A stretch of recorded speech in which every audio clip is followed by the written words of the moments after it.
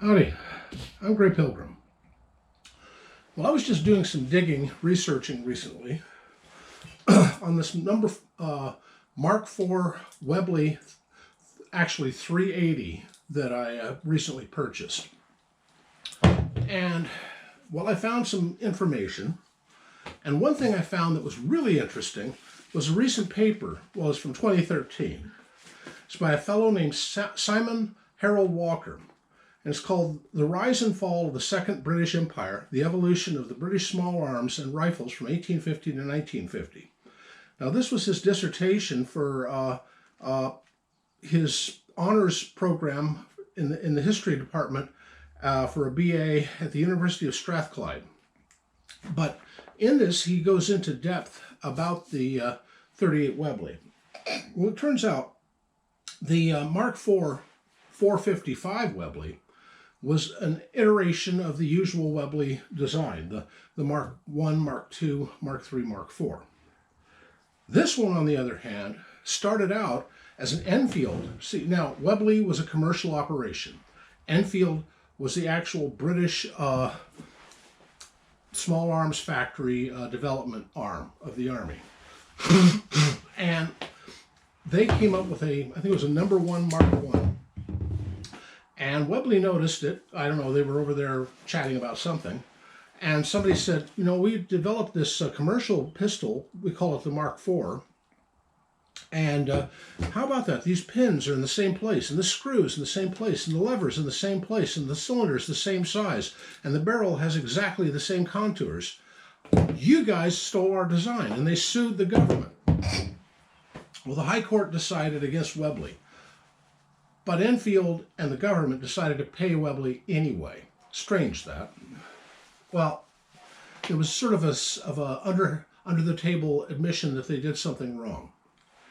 Well, they used the 455 throughout World War I. They used it in the Boer War, in the Zulu Wars, and places like that, all to good effect. But in the Great War, they discovered something. Well, remember, in the Great War, right at first, it was the British Expeditionary Force, which later on was called the Old Contemptibles, because so many of them died in those trench warfares in Ypres and Passchendaele and places like that.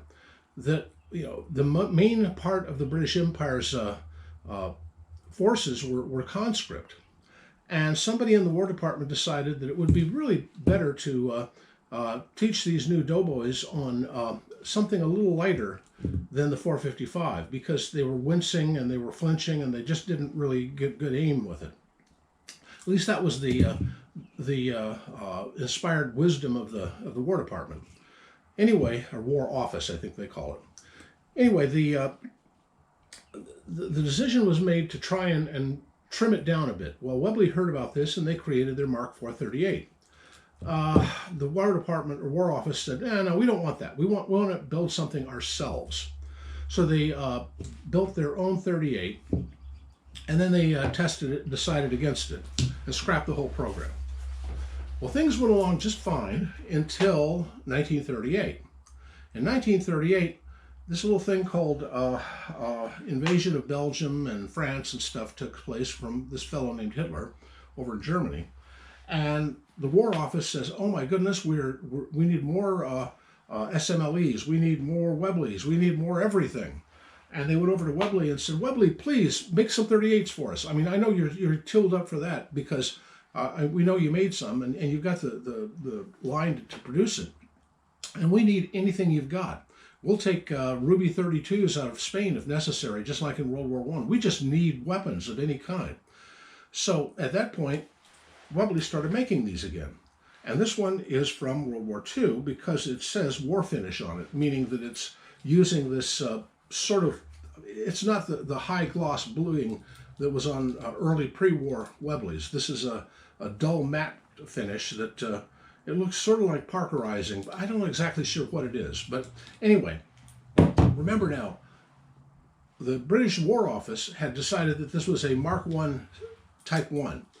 Well, I know theirs was theirs, not Webley's. But when they got this, it was already called the Webley Mark IV. So even though they already had a 455 Mark IV, which had a shorter barrel, was a lot stumpier, had a more bird's head grip, they made this the Mark IV as well. So they have two Mark IVs, the 455 and the 38. They call it British 380. It's actually 38/200 is the size of the thing, and it's a scotch different than 38 Smith & Wesson. It's a little smaller than 38 Special, and it's a little less powerful than 38 Special, but it's a formidable and powerful enough cartridge to use in war. I mean, heck, they were using the 32 in World War I all through France, with good effect, by the way. So the 38 was just good enough. Yeah, they would have preferred the 455, but they had some 1911s in 455. They even developed a rimless version that they used in the 455 Webley automatic that they usually issue to guys in airplanes because revolver just wasn't good enough when you were in an airplane, I guess. At least before the war, they decided on that because these guys are flying around in these little biplanes and going bang, bang, bang at each other, and they needed more rounds. But didn't work out so much when you're in a Spitfire. There, you've got a quarter of a second before you get in with that Messerschmitt, and you better make your decisions fast, and that's with your cannons, not with your pistol. The pistol is what you wore as a sign of the fact that you're an officer. Though these were issued to both officers and enlisted men. The enlisted men were usually tankers or engineers of one kind or another, sappers, people who their normal duty weapon is a shovel, and they don't really have a rifle. So they issued them a pistol, so they had something. Anyway, this is a World War II vintage 38 or 380 British Webley Mark IV, not to be confused with the 455 Mark IV from 1919, I do believe. Anyway, just thought I'd mention it. And this Simon Harold Walker writes a pretty good paper. Happy trails.